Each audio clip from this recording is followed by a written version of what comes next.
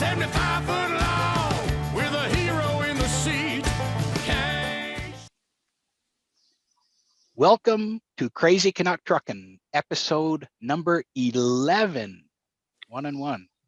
So welcome everybody back for another show here. We want to remind you to subscribe, rate us with 5 stars, and Bridget's kids are getting tired of her beating up on them for being the only ones that are rating. So, please give us as many kudos as you can. Send us messages and any story suggestions to crazycanucktruckin@gmail.com. The show notes will have the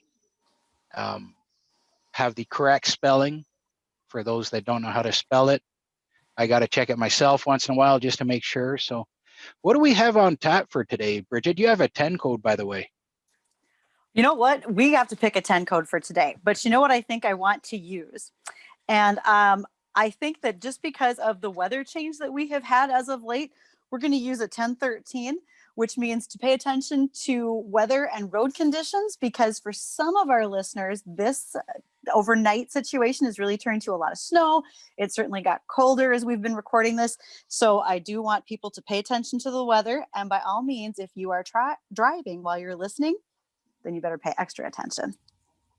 We don't want you becoming one of our stories on here. I just came through that blizzard. I was racing ahead of it through Saskatchewan and then through Alberta. Once I get into the mountains in BC, it was all good, but some reason they kept closing their roads behind me. I don't know if it was me that was causing that or not, but my trailer, I brought a lot of snow from Saskatchewan and Alberta into BC today, so they should be thankful. I'm pretty sure it's all you bringing the weather. Nice work. Oh, yeah. I mean, I got to do something, right? I can't just look pretty all the time. Excellent point. Yeah. So Bridget, today we have something unusual, and that is that our guest is somebody that you know better than I know, way better. So why don't you take it away here and let everybody know who we have with us today. So today I get the pleasure of introducing Jason Hanson, who is a fellow North Dakotan.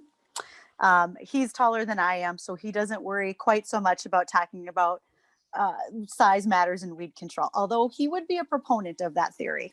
I know Jason because he was at NDSU, North Dakota State University, as I was an incoming freshman. So look at all of the positive influence he had on me. And he is a native of and resident of Webster, North Dakota. So he's up in the north central part of the state, which really helps feed his hunting and ice fishing habit. If you follow him on social media, Twitter and Instagram, he has great ice fishing stories. He is also the founder and host of Agronomy on Ice, which will be its 3rd adventure in February of 2021. Jason and his lovely wife, Leah, have 4 kids. I will tell you that there's a couple of real highlights I have about Jason. One of those is that he has also recently started a podcast with a good friend of his, and it is the Agronomist Happy Hour, if I said that right. So you're going to want to subscribe to yet another podcast. This one gets to talk a little bit more about farming. And Jason fits into our trucking podcast because he has been a road warrior as well, like we are, on the road a lot, putting on a lot of miles. And that's led to both good and not so good situations for Jason. But I will tell you this, he is definitely in the top 3 agronomists that I know of in a multi-state area. He is excellent at what he does. He provides great advice to his farmers, but also to the rest of us as peers in the industry. So that's maybe a long introduction, but Jason is, he is a different interview for us today. Although he is not an over-the-road trucker, he still trucks right along and does an awful lot of work for us in the field. So let's get started, shall we? Jason, what things do you want to say about yourself? I don't know. I don't know if I've anybody say any that good about me. So I guess I'll have to take it. That was awesome. You can keep going if you want. Well, Let me know if you want me to work on your resume later. I got all, this. all the people that I've introduced in 10 episodes, they're probably listening to this and thinking, why didn't she introduce us? So, Jason, what do you do now? Right? I said that you're on the road a lot, but what are you doing these days? So today I got everything. I do a lot of soil sampling in the fall, and so it's you start in August, you get done in. I got done in November, and so that truck is cleaned up, vacuumed, washed, armor-alled. It's getting put away, and that's a great feeling. And I spend a lot of time in the vehicle, as you two do as well. And that's part of my business. The other part is I do, like you said, agronomy work and with farmers and retailers, and then just people in the industry, and keeping up to date and up to speed with things. And that time has slowed down. It's such a great fall this fall as compared to last one, with all the blizzard we had the end of October of 19, and the wet and the late harvest and the corn that was out. So everybody's in a lot better mood. Deer season's here, and everything is a whole lot better. So I'm looking forward to some time off. We did have ice on the lakes. You mentioned I'm a big ice fisher person, and we were probably had on some of the smaller lakes 3 inches ice, and it's gone now because of the warm weather that came in. So we'll take it. It's been great, and November looks pretty dry, and kind of looking to getting into some other things, and I think that's going to be a really different look. I think everything's going to go virtual this year. Usually the winter season is the time to sit down with people, plan, get updated, go to meetings. And those meetings are right now most of them are either canceled or they're going to be on a computer screen. So just how it is. So that leads me to, as I mentioned, you're the founder and the host of Agronomy on Ice. And again, we've got folks that are listening that probably don't know necessarily what agronomy means, number one. And number two, because virtual meetings are happening, but Agronomy on Ice is still going to happen. How and why? Yeah, so what agronomy is, as a backtrack, is the science. You can combine plant science, soil fertility, economics, weed science into one conglomeration. And that's kind of what I do, you do. And then we decided, you ever gone to a meeting and the meeting starts at 8 in the morning and gets done at 5, and then your social hour is at 5:45, and that's where the real work gets done. You're sitting there with, hors d'oeuvres or a beverage, and you're talking around and you get the stuff done. The concept was, why don't we just start there? Because if that's where the stuff gets done, let's just go right to that point. So the meeting that we have, as you know, Bridget, is on a lake in February in North Dakota. Which you really can do. For those of you who live south of I-90, you really can be on a lake in February. So tell the Southerners here, like Southerners that are going to be listening, you not only drive out on the ice with your vehicles, but you build a fire on the ice when you're sitting out there, right? Does that make sense? Yeah, everybody pulls out. You should see some of the ice houses that get pulled out there, and Bridget and her husband have one. You can't miss it. Okay, it's in that NDSU colors of gold and green. Mm-hmm. You wheel out there, you find a spot. Last year we had to have an extension on your ice auger. So if you ever driven holes in the ground with a post hole digger, same concept, except you're drilling through ice. And we had over 3 feet of ice. So no problem to drive out there with 3/4 ton pickup and a 20-foot ice house. And some of these ice houses are, you got TV and you got a cooker in there and you got a stove and you got a big screen and you got all your fishing equipment, and it's very nice. But yeah, sometimes people actually even fish in them. I know it's shocking, but sometimes that happens. They get used for at a lot of drying sites for corn. If you got to have a shack, if you're monitoring the dryer, people use it for hunting. People use it for a multitude of things. So they're really nice, but it's an event where instead of being at a meeting where you're walking up and down the aisles at Commodity Classic or North Dakota Ag Association show, now the rows are ice houses. You can stop in and talk to people. So we're outside, and we're going to try to be as careful as we can social distancing. But it's just a different concept. And last year we had pretty good attendance. I don't know. You can describe stuff to people, and they're like, I don't know. And then they come to something, they're like, well, why didn't you tell me? I'm like, I thought I did. So It's just like Jason said, this is for those of you who tailgate for football, this is like tailgating, but we're talking farming.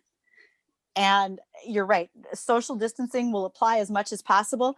I can tell you right now, there's probably going to be a sign on our fish house door that says, if you'd like to come in, you are welcome. If you'd like to wear a mask or not, you are welcome. It is totally up to you. And, you know, we'll give you an idea of who's in there and what we're talking about, right? We're probably talking about seed and egg chem, and all sorts of people are going to show up and do that. And then there's the food. yeah, and that's why Bridget comes. And there's that's the reason right there. You know, I've heard these stories that Bridget likes to eat like a linebacker, and she has to walk off all those square edges that she, Mhm. you know, because of eating like a linebacker. So, yeah. Yeah, Jason, if you want to describe the food court situation or what looks like one.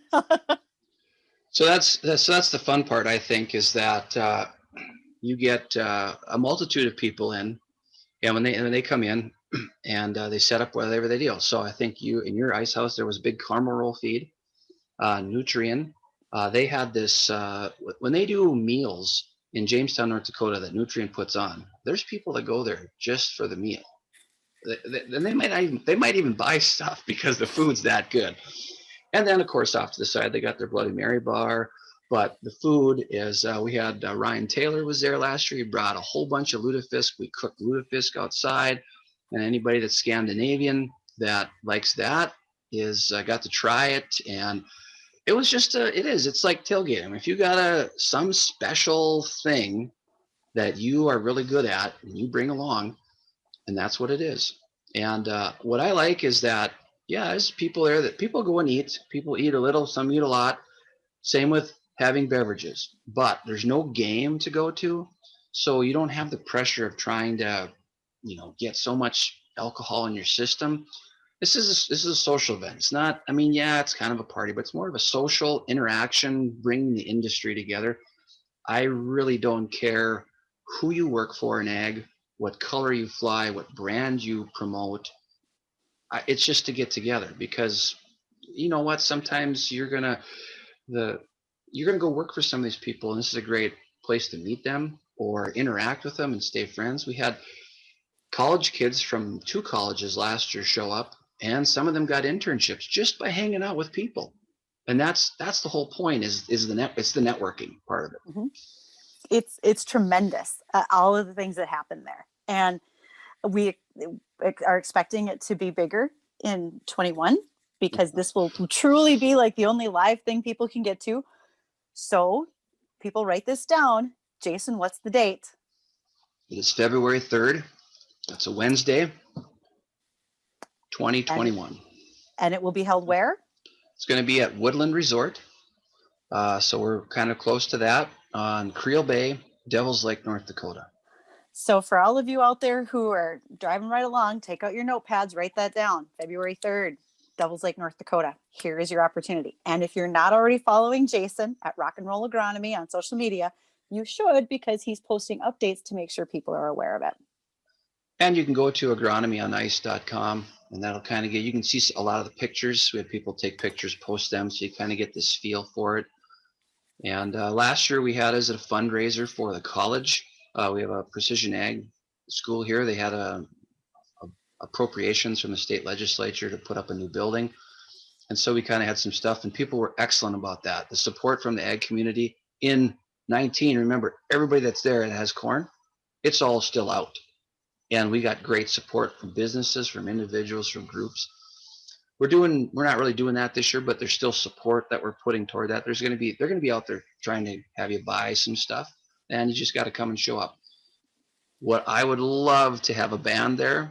I would love to have some heavy industrial fireworks. We'll see what happens going forward, but it's going to happen. And we'll Bring your take. violin. No, we want good music. Oh, come on. I You need must to have a guitar then. I do have a guitar. Yeah, I do need to buy a new guitar. I gotta go electric. I really need to buy a viola and amp that up, and then get that situated. But yeah, I got to make some changes here with some music. My son's got a guitar, so we're gonna do that too. This sounds like a total reason to do it.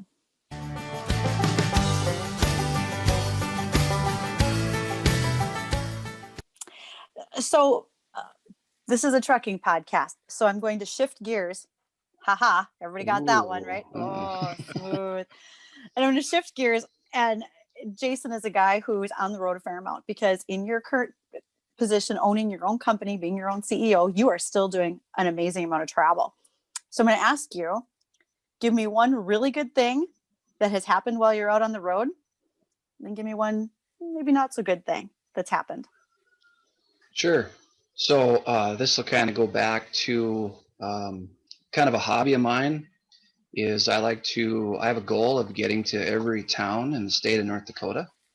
And so one of the things that's really fun about that is you get to meet different people, and particularly the off the road small cafes. And that's some of these places are just tremendous. Like, you get into, and what's cool about social media is you can put stuff out saying, yeah, I'm heading up to the northwest corner, and they'll say, oh man, you've got to stop in Lignite, North Dakota, and talk to, and they'll give me a name, and she's got the best, and whatever it is. And like, okay, so I got this list. I'm starting to write all this stuff down, and that's probably the funnest thing that happens. And there's people related. Probably the worst thing is that I was involved in an accident, and that has changed a lot of things that I do. It turned out as good as it could be expected, considering. But I mean, I was at the time, I was putting on 80,000 miles every 2 years. I was working for a company. You got a new company vehicle. So, I mean, you got miles. David, you got the most miles probably of any of the three of us on here. But I mean, it's a plain numbers game, right? That is. So that was the worst thing that's happened to me. But I got lucky. That's all there is to it. You want to tell us what happened there? Are you comfortable telling us what happened in that situation? What was going on? Absolutely. And I would say that, anything's wide open here. So I got asked to go to a meeting, kind of a meeting warrior, and I was supposed to leave Webster and go to Scobie, Montana. And that's quite a trek. It's at least it's probably a 5.5 hour drive one way. And when I go somewhere, I like to go one way out and a different way back, because you get to see different things. And not always the primary road. I mean, sometimes you have to use them to get there, but it's fun to see the backcountry. Yep. And so I had been to Fortuna, North Dakota, which is in the very, very northwest corner. I mean, you're in Fortuna and you're looking out the building, you look to the north 5 miles and there's Canada, and you look to the west 6 miles and there's Montana.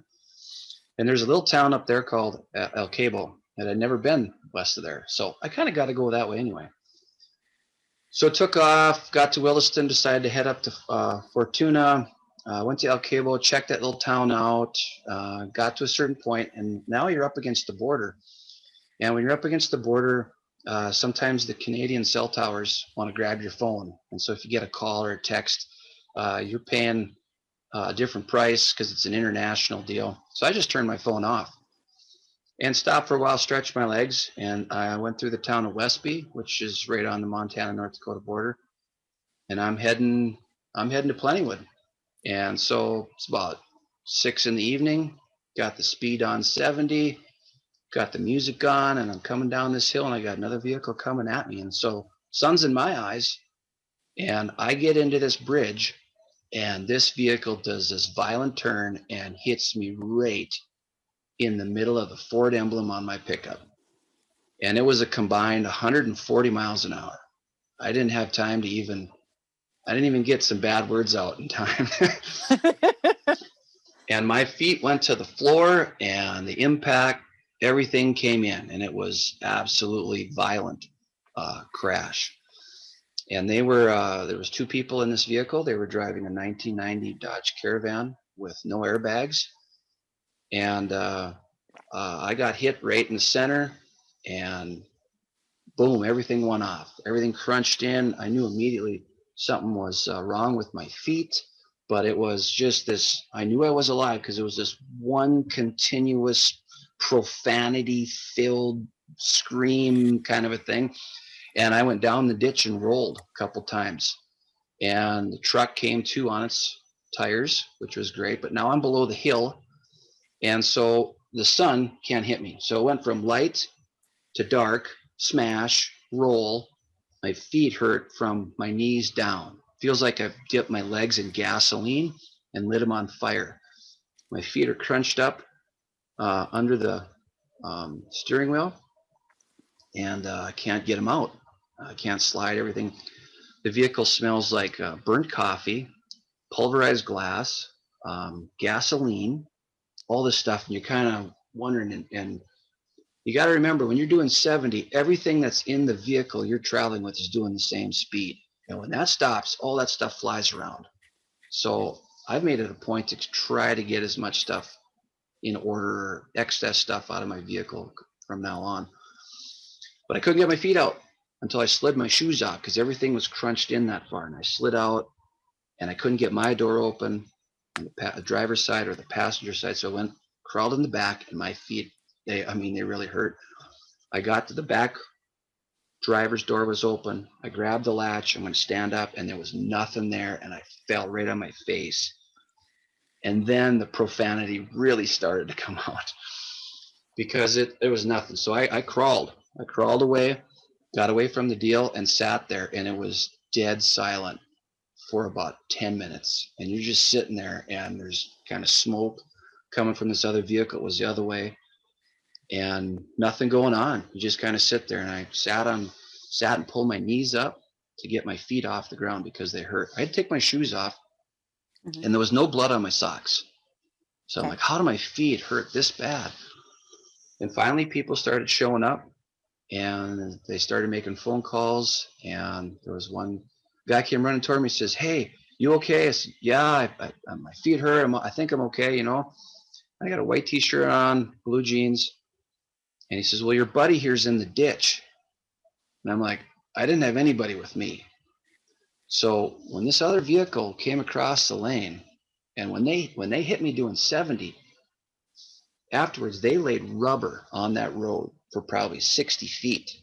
So I don't know what speed they were going when they hit me, and everything in that vehicle blew up.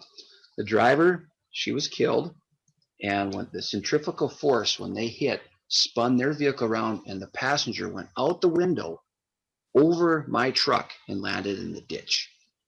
So he was way over on the other side of your vehicle after that impact. Yeah, he was on the north side of the road. The vehicle was on the south side. They had a Dodge Caravan. The middle seat of that Caravan was 75 feet out in the south ditch. Yeah, it was. It was incredible. So there was people showing up and coming to help me, and by this time, I'm kind of getting cold, and trying to keep, process all that's going on. And I had someone come and find my phone, get my wallet, get my checkbook, bring that to me. And my feet hurt so bad, I told them, "Hey, I got some aspirin in my vehicle. Go get that, get some water." They did. But Dave, you know what? That's stupid, right? Hey, dude, there's an adrenaline rush. I'll just walk it off. I just need some aspirin. I'll be fine. Just walk it off. I didn't know that if I had any internal injuries and then I put that in my system and thinned it out, I'd have bled out.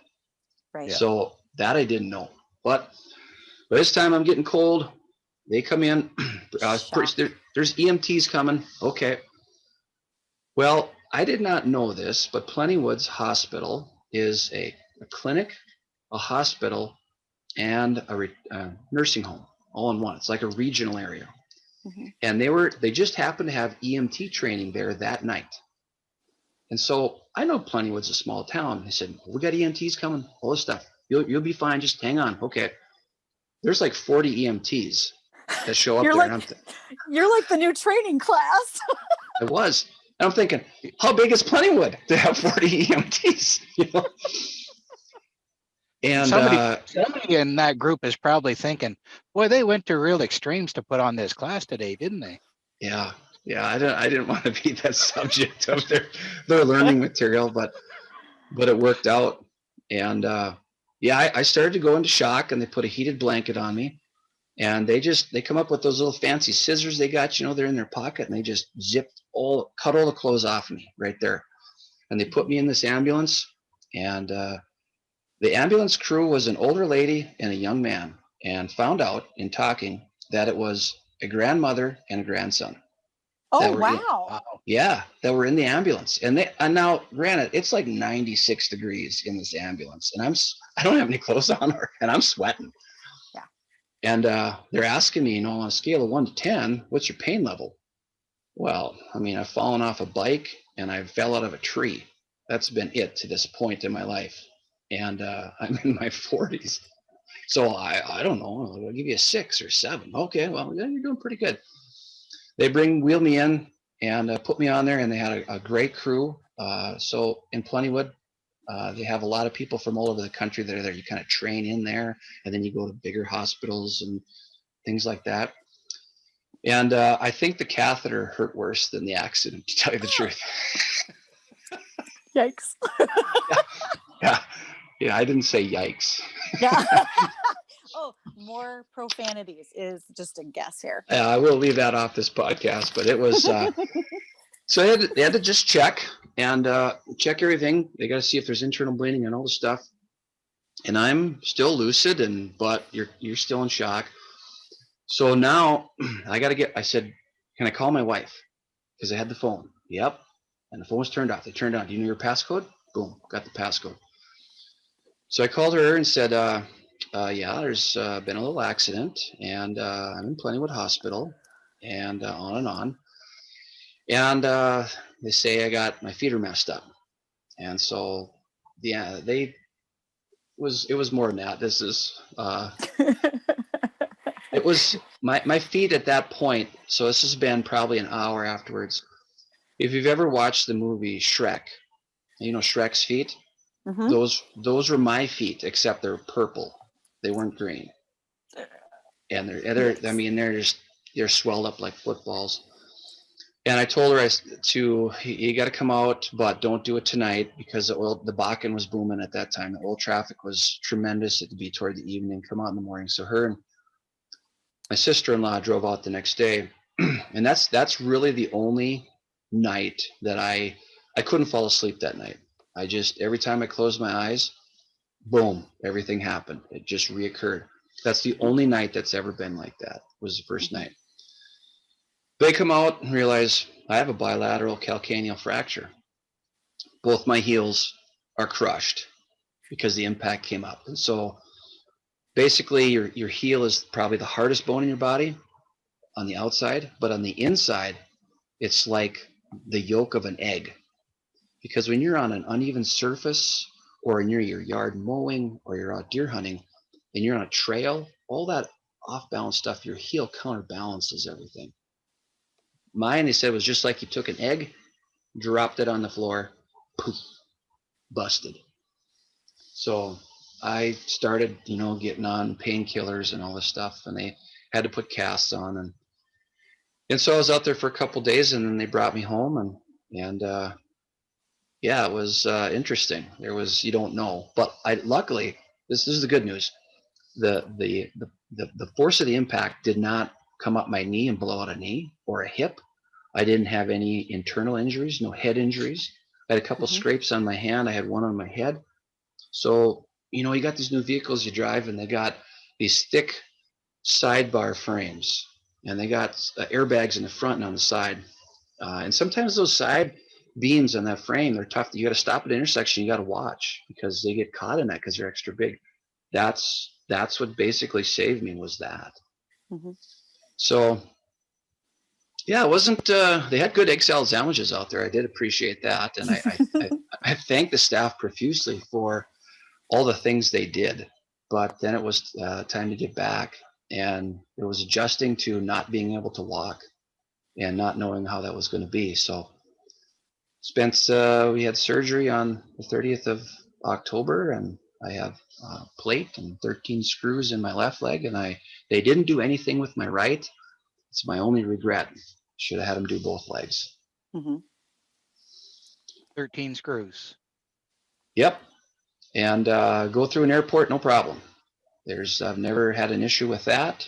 It doesn't feel like I've got metal in my foot. The weather does not impact it. That's probably the most asked question I get when I tell people I got metal.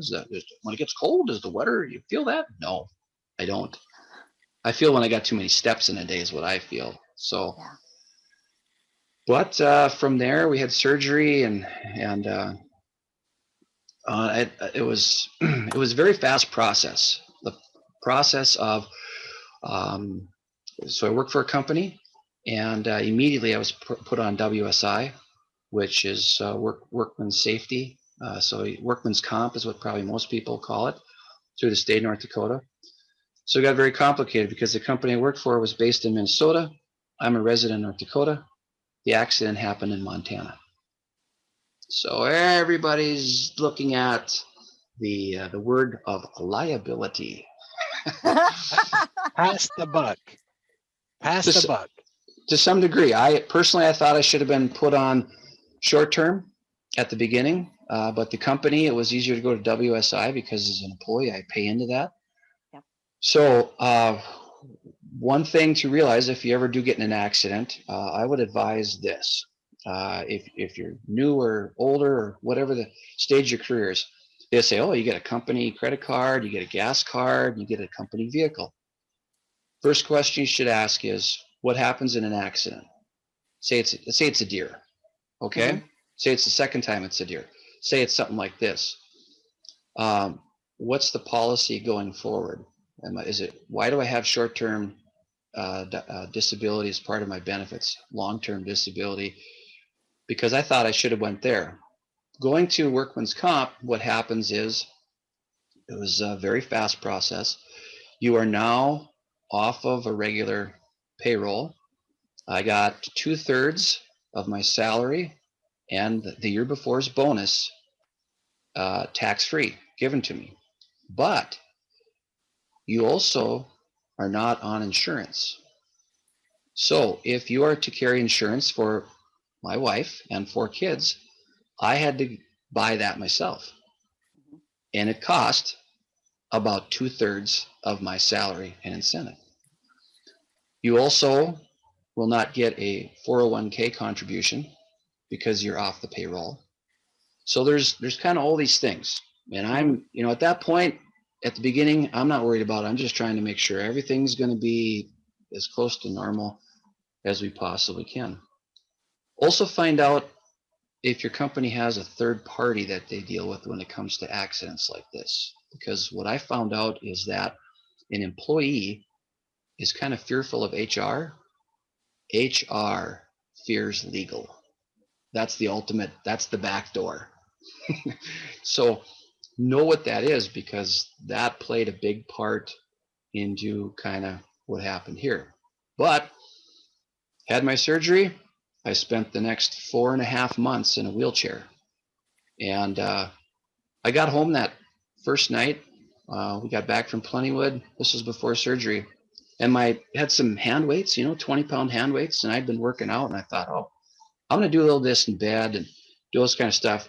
I lifted 20-pound hand weights for about 3 minutes, and I was done. Yeah. Yep. And then I realized, oh my goodness, this is more than physical. There is a lot going on here. I don't even know what's happening. Yep. So Absolutely. then I had to gear down and just take things a lot slower.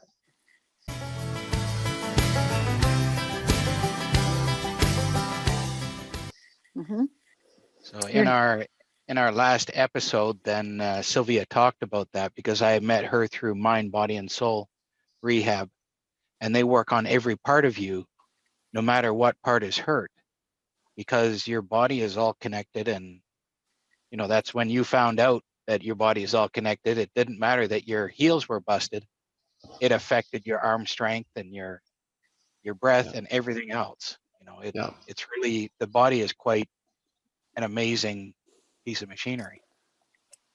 I listened to that episode, and I would say that is one everybody should listen to, because it affects, that topic is addressed to everybody, but absolutely right. It was, I mean, when we sat down with our surgeon, he's like, well, here's some things that's going to be, you got to think about. What's your attitude going to be like towards your kids? You're going to be angry.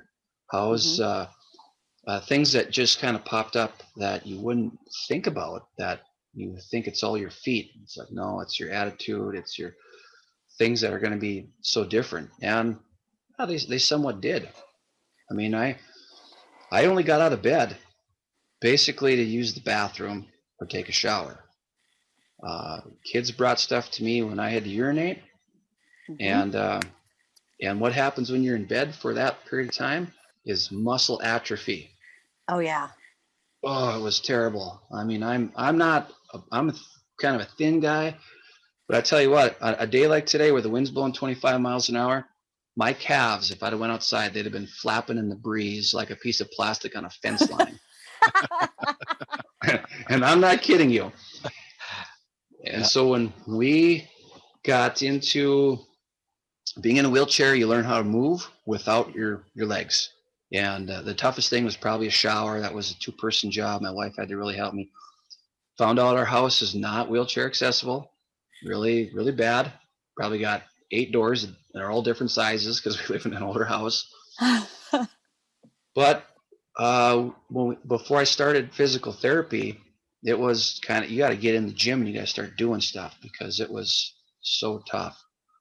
And I mean, I took off to physical therapy. That was just, I loved it. It was awesome. I spent a year in physical therapy, and they'd start you out, they'd wheel you in, they'd prop you up on a table, they'd have an intern there, and all they do is they just start touching your feet. How's this feel? What's going on? How's this? And the main physical therapist that I had, Jen, she's handling like you're picking out a melon at the grocery store, you know. and the intern, she's like holding it like it's this delicate egg, you know. And but that changed, and then they just kept moving me and progressing me up. And so to me, it was the challenge of taking that on. But it was a year.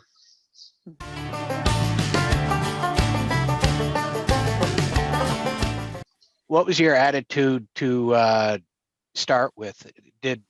Was it hard to get yourself motivated to start with, or were you like, I got this and I'm gonna push through? I think that was my biggest thing I took toward it was, you know what? Everything I read, most accidents are very close to where you live because you're not paying attention to it. And for the miles that I've driven, and this just happened, and I'm not passed away. And so now my biggest question is, what's the good Lord got in store for me? Because I'm still here. So there must be a purpose for what I need to do. And so then you realize, okay, let's get after it. Let's do this. And so there was days it was tough. There was some benefits. My sister-in-laws were so gracious to send me this little bell that I could ring. So when I needed my wife.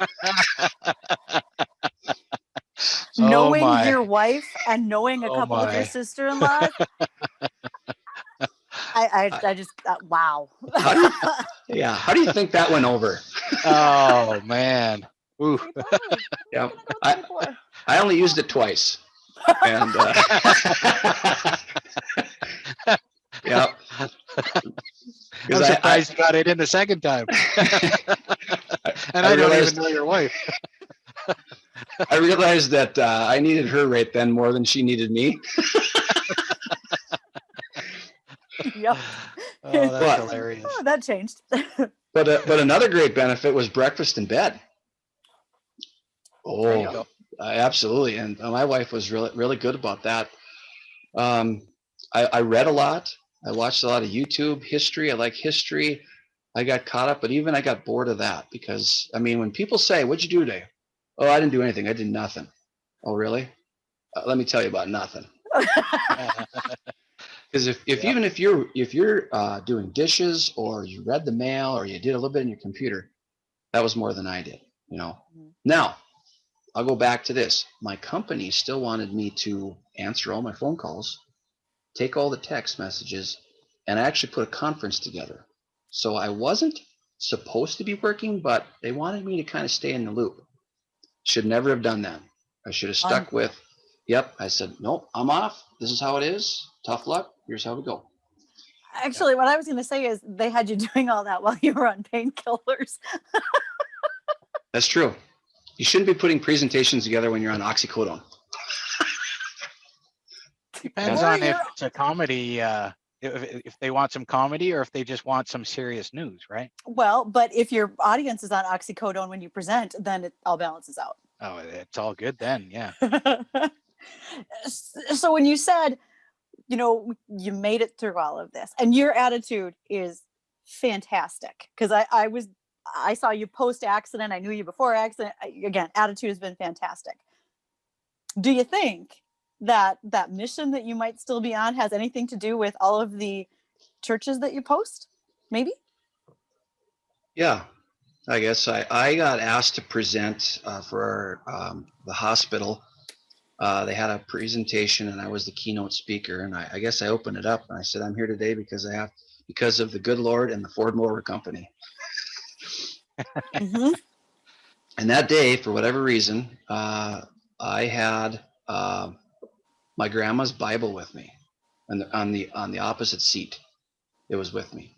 So whatever, but it's still part of. I mean, I don't really hang that out on Twitter. I'm not you need to do this, you need to do that.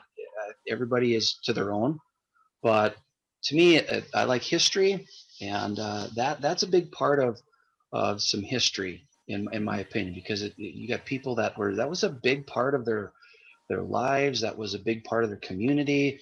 Why did these communities settle here?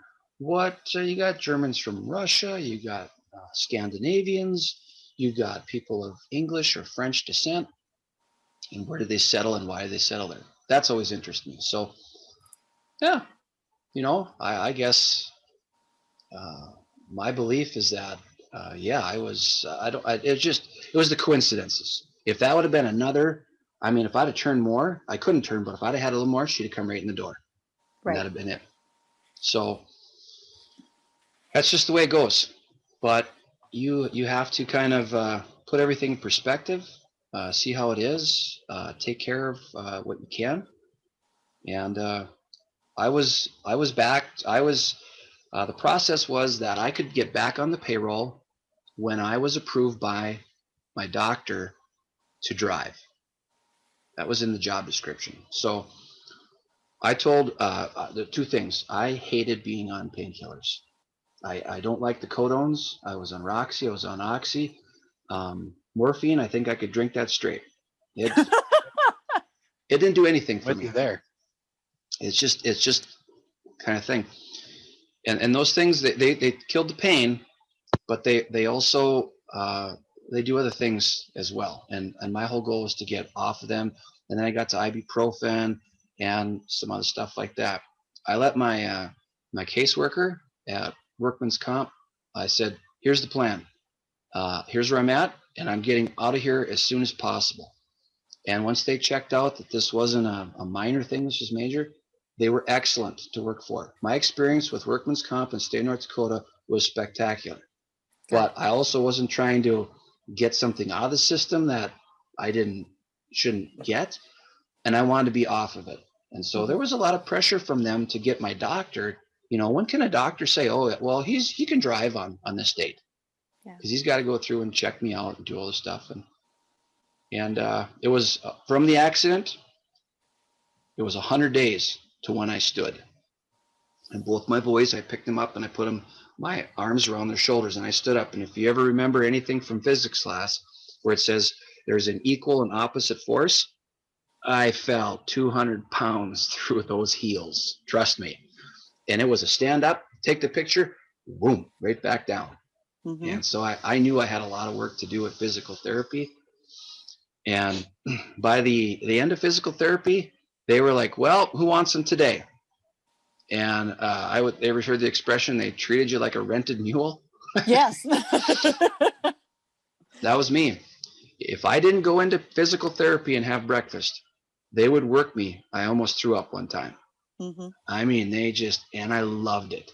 And I would 'Cause- have to go home and take a nap, but boy, it helped. Hello. But yeah, you knew that that was making such a difference in what you were doing and in your healing. That was huge to get that kind of a workout from them. Yeah, and they were good. There was 3-4 of them in there, and they kind of switch off. We'd try different things to see what we could do, and go for that. I mean, I still have some issues with some things, but it's much better. I mean, this weekend I was out in the Badlands with my kids, and I went on one walk with them. It was about 2.5 hours, and I'm going up and down buttes, and it's not so much the down and up. I'm kind of a flat ground walker. Tractor tracks with treads, that's a really bad thing. Fields that are soft, not good. I don't get to mow the lawn anymore. I mean, I still do until I know. But I mean, when you go for a walk, Bridget, how many steps do you take? I normally get between 10 and 12,000. Yeah, no, I'm a 5,000 person, and I used to be my gait. I used to have a long gait. I used to walk fast. I have a shorter gait, and just the way it is, and I've accepted it. And for you, it's not like I've got 6,000 steps in this walk. That's your day. That's the day, yeah. Yeah. Wood floors are better. I watch that. So I watch where I'm going. I watch where I've been at. I ran one race. I ran a 5K. My wife was out of the state, so I got away with it, and she was really mad. When In fact, I sat in your pickup with you after that 5K race because we were all there, a whole big pile of us in ag because we did it for a mutual friend. And I remember sitting in your pickup and I'm like, how you doing? I'm terrible right now. I said, where's Leah? Yeah, she's not in state. And I said, she'll kill you. Just so you know, she's going to kill you. Yeah, she found my badge number. She's like, what's this racing badge number? Funny story. Okay, so David, and for our listeners, understand that there's like 50, 60 of us show up for this 5K and we all got matching shirts and we're just going to walk, right? Here's the problem. When you have that many salespeople together and the first guy starts to run and the rest of us, because we're stupidly competitive, we all start to run. People who haven't even run across their living room ran a 5K that night. It was ridiculous. And we all really paid for it the next day. What position did you come in, Jason? You know what? My time was, I had trained for a mile. And when I ran that, the problem is that, you know what, if you're going to be a walker, don't walk 200 yards or run 200 yards and then start walking. So I'm a straightforward or straight behind. I'm not a lateral movement, very good person anymore. So the next thing you know, I'm on the sidewalk and then I'm in the grass and then I'm going left and right around people that are holding hands, walking 2, 3 and aside. That got me. First mile felt good. Second mile, I'm like, this is getting pretty tough. Third mile, this was really stupid. You were not the only person giving me, boy, this was really stupid. But I made it and I did it and I'm glad I did. And so that's just how it is. So now I have to watch what I do. And I have orthotics in my shoes. That's just kind of a thing. I take cortisone shots. I've had one about a year. I try to make it about a year. The first one's always the best one, and every one I've had since then is a little less and a little less.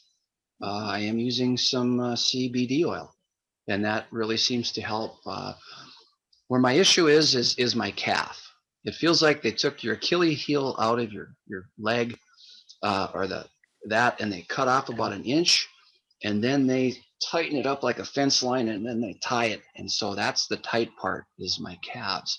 And they're the weakest muscles on me. I try to get to the gym 5 to 7 days a week, if all possible.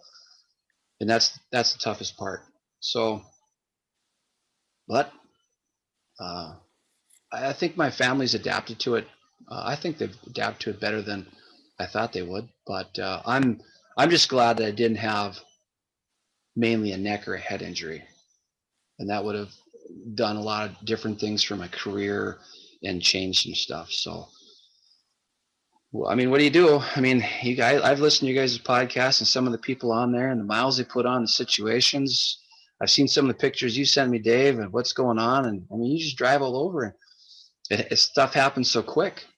And we are kind of a distracted people with all the stuff we've got. So it's just a matter of paying attention to the things that are going on, and that's a big thing. But we do it so often, it's just kind of, we'll get in the vehicle and we'll go here and we'll do this, and you gotta pay more attention to stuff. And so I don't know, everything, because you went through something really catastrophic and you were able to crawl away, and you don't know. My daughter watched a guy a couple weeks ago. He'd probably done this hundreds and hundreds of times, climbed up on his grain trailer to look in the back, fell off. She was there. She went back. She had called me, and of course it freaks her out a little bit because she knows I've been there. Mm-hmm. And she's talking with him, and he's in good spirits, and they're having a decent time, and they buried him this weekend. Oh, You never know. Like he had some broken bones. yep. Don't know what did it. We had a spur of the moment convoy for him, and there was around 50 trucks that showed up, and on Saturday, and we had a little convoy and dozens of people lining the streets. But something can happen, and you can think this is going to be okay, and then it goes bad real fast.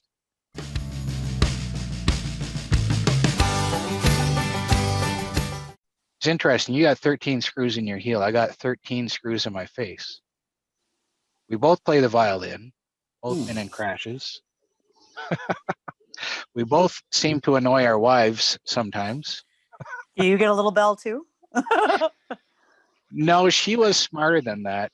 She would not. No, that wouldn't have gone over well. No.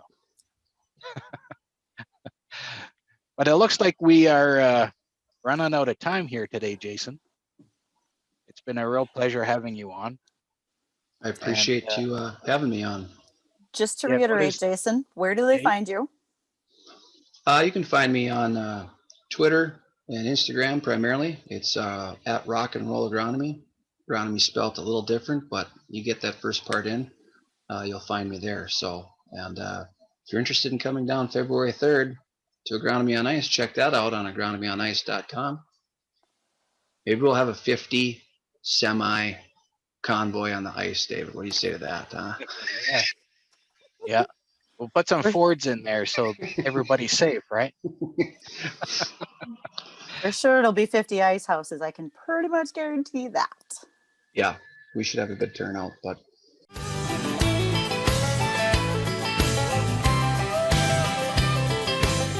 I would say my advocate in that was definitely my spouse, my wife Leah. Just had a lot of stuff to go through and handle, and when I took my painkillers, I got super wound up and I talked really fast, and it was like 8 o'clock at night, and she's like, "Shut the heck up! You guys, we're not doing this." So there was that, and it was going through all the things at work and kid stuff and all that kind of thing. So I mean, I had a therapy cat, but we didn't. I mean, it was kind of a one-sided conversation, Yeah. Poor cat. Exactly.